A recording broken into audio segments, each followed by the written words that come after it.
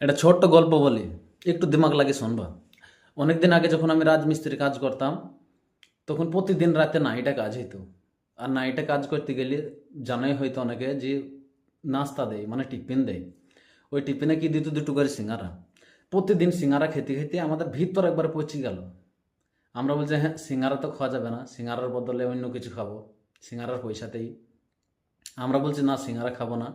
আর কিছু ছেলেপিলে বুঝি না, সিঙ্গারাটাই ঠিক আছে। মানে সিঙ্গারা তারা ধরো বাবার কালে খায়নি। তা ঝামেলা করতে করতে আমাদের দিকে লোক বেশি, আমরা 70% সিঙ্গারা খাবো না, আর 30% সিঙ্গারা খাবে। ওদের মন মতন তো খাবার আসবে না। দিয়ে আমরা তখন ভাবছি কি করতে হবে, ঠিকাদার বলে ভোট করা হোক, যাদের দিকে ভোট বেশি পড়বে তাদের পছন্দ মতন খাবার আসবে।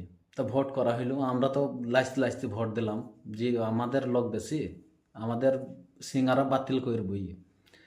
তা আমাদের ভিতরে 70%-এর ভিতরে এই 10% দিল ধরো মুড়ি চানাচুর, 10% বিস্কুট, 10% চা, চা সিগারেট, কেউ চায়ের সাথে বিস্কুট, এরকম দিতে দিতে আমাদের ধরো একবারে ভোট কটা একবারে ছেঁড়াবেড়া হয়ে গেল।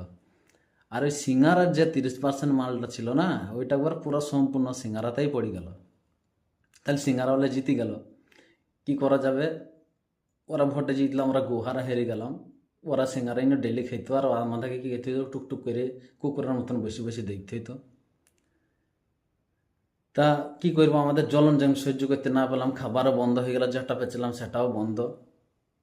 চুপচাপ সেখান থেকে এবারে শোষণ মানে একবারে লোকের পাল্লা আসতে হইলো বেরিয়ে। তা পরিস্থিতিটা হিসাবে একটু ভেবে চিনতে দেখো তোমরা, আমি আর কিছু বলবো না।